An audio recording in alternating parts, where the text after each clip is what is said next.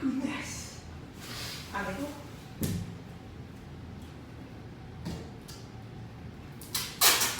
Oh my God, jetpack.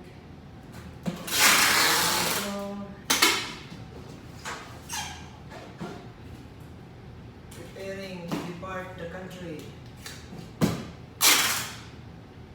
Few more boxes.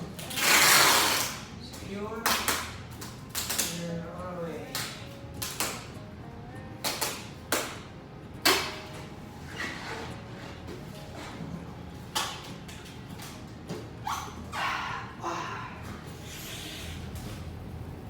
Sakit sa likod. On the road to retirement. From one country to the other. So, this is how it looks like now. Almost done.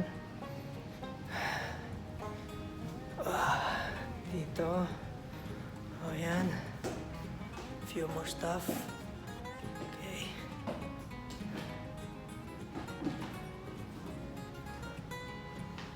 Dami. And last few days, this is where we sleep. No more beds.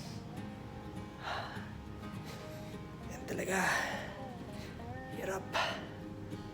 O, di bale.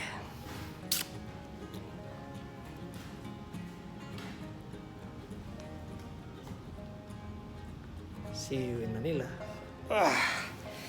Pagod. Daming gamit.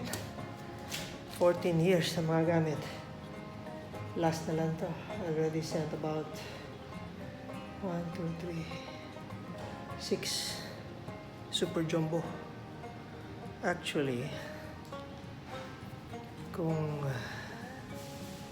nag-hire ako ng movers, all this will be done in just one day. But the catch is, it will be very expensive. They had it estimated at about 250,000 pesos.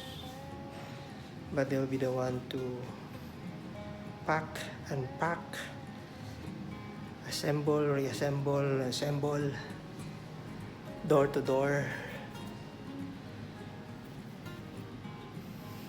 So,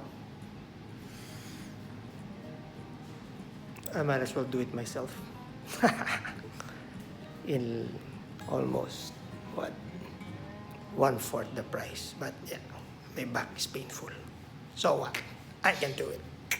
Rise above. Kaka nga, sabi ni Tenten. See you. Ano? Tired? Tired packing up? Yeah. Hmm? I want to sleep. Ano na?